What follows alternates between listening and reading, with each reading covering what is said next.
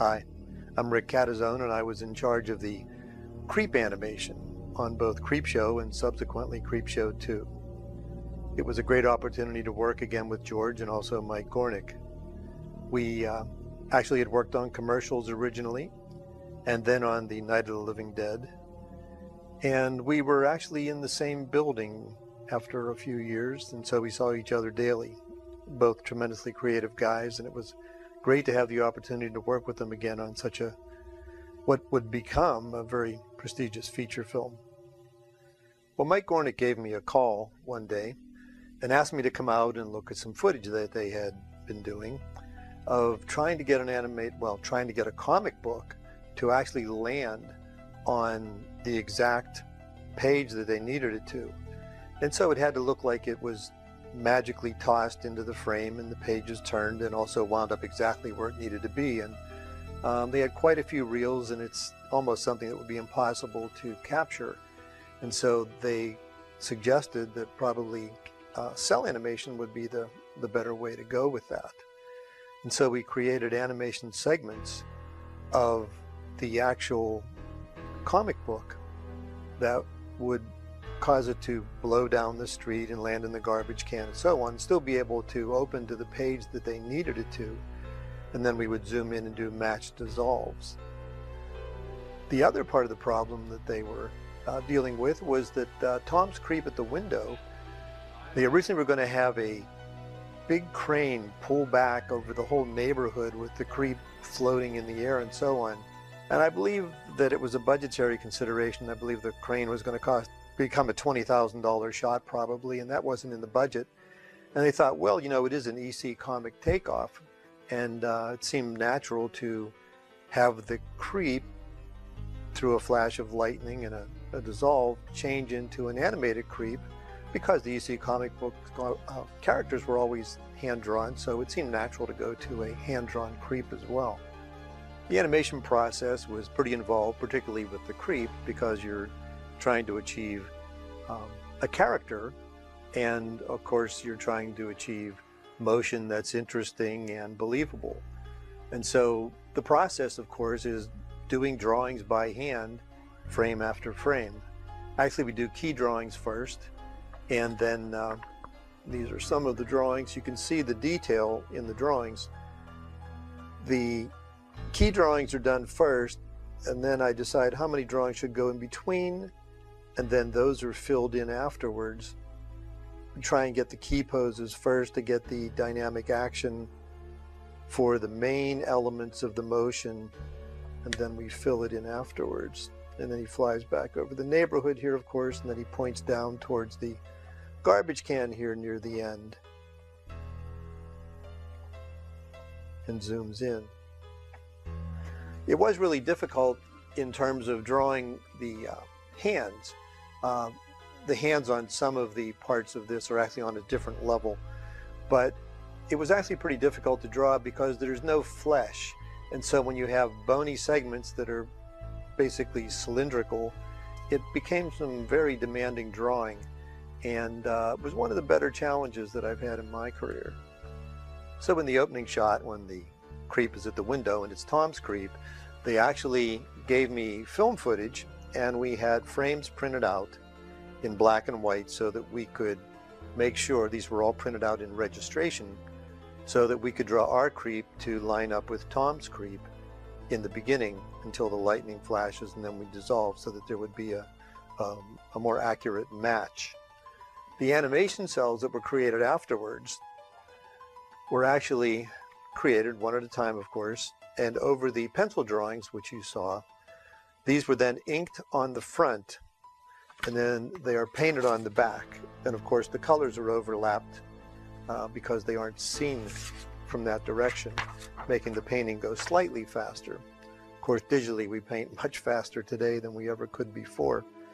But this gives you a good idea of the quality of the drawing, and there's some pencil shading added on top of there as well. So it's, you're trying to be pretty realistic in terms of creating a skeleton, as well as the skeletal hands there you can see, and as they turn in perspective, it was a very demanding thing to do. At least I found it extremely challenging. I often get a lot of questions about the comic book. And there really never was a comic book as such. What there were was about 8 pages or so of artwork that Jack Kamen had created, an original EC artist. And we took his artwork, and Ron Friends, who was my assistant at the time and who later went on to be a pretty famous comic book artist doing Spider-Man, Thor, and a bunch of other titles, actually did the creep panels in here. So while the rest of this is Jack Kamen's art, Ron has stripped in his creep panel on all the pages that needed it. These pages were then printed into a mocked up comic book. We actually Xeroxed those pieces of artwork onto newsprint, and then they were hand colored with colored pencil, Prismacolors actually. And that made a pretty representative look for the comic book. Now, of course, we had to have more pages because we only had about 8 pages that were ever going to be seen in the movie. So we basically bought a comic book off the rack, put our pages in between there, and then Jack had also done a cover for the Creepshow comic, and then that was wrapped around and then photographed. Now for the actual comic book that we see turning, this is one of the frames, and in some scenes leaves blew across and so on. And this was laid against a wonderful set of backgrounds of trash cans and streets done by Phil Wilson. And the comic book pages, you can see here, what I had to do was I had to find a way to actually make the comic book pages turn and use the real comic book. So what I did was I took the real comic book and I actually shot it stop motion, 1 frame at a time. I had the comic book laying on a black background. I had some gauges to hold the pages, which were taped onto gauges or the edge of the comic so that it could actually appear to turn a frame at a time and lift and roll over properly. And I took the still photographs of those and had them printed to the correct size that they would need to be over the background scene of the trash can. And then they were all taped down in registration, so of course they were lined up with each other. And then we could shoot these sequentially and the comic book would appear to turn to the appropriate page and so on. And then for the close-ups, when we dissolved into the live action, we went to the larger pieces of art again, which were created from these original panels, and we would zoom into or out of the still frame that matched the live action frame. Actually, I think my very first part of involvement on Creepshow was with Tom Savini. I think even before we discussed animation as a possibility, Tom had stopped by and asked if I'd be interested in helping do some of the basic sculptures for him on some of the different characters he'd need. And of course that was really intriguing, and I thought that'd be great. So one of the first things he had, which was the main piece as far as I was concerned, was Fluffy, the creature in the crate. And he was sure that he wanted it to be obviously a unique creature, but his kind of reference point was that it would be kind of like a werewolf if you had to put it into a category, but definitely not a werewolf, but something very different that's been in this crate, this unknown creature. And so he had a few sketches that Phil Wilson had done of some different kinds of creatures, but Tom had a sketch of his own of the head of Fluffy. And he refined it from that, of course, but it was a starting point. And so I said, well, what do you want the body and the hands and stuff to be like? And he said, why don't you do something and let me see what you have in mind. So he gave me casts of Daryl's hands. Daryl was inside the Fluffy suit. And he gave me casts of Daryl's hands and forearms to sculpt these hands and claws over. And so I knew that it definitely was supposed to be a very powerful creature. And I wanted to really get that across. But again, we're not trying to make it look quite like a werewolf, so I tried to come up with some heavier claws and show some muscle and tendon and make it look pretty lethal, which was another criteria I think Tom may have mentioned too, that it needed to be, powerful and lethal. And as I started sculpting on it, I carefully marked off all the joint lengths because Daryl, having to fit inside the crate, of course, was chosen because he was a little shorter stature. And yet, even though his hands were smaller, I had to make them look like they were extremely strong. So what I sculpted over top had to be very muscular, but I couldn't lose the exact placement of the joints or it wouldn't bend in the right place and you'd see folds and it would look pretty lame. So in doing it, I had two ideas. One was something along the werewolf line, if you will. And then the other one I thought that might be really cool for some unknown creature was more of a cat's paw, really powerful and retractile claws. And I thought, gee, that would be kind of neat that claws could start to open in an anticipation to build some terror before it actually struck. And Tom came over to see them, and he actually liked the more werewolf type one, which actually works really great, I think. But I kind of was in favor of trying the other approach, but it worked out really well. And then I matched the feet to be similar to the hands, because it was sort of ape-like. And then I did the chest section too, and then Tom did the whole head on Fluffy himself. And then too, of course, Tom took those basic sculptures I created and did final texturing on them.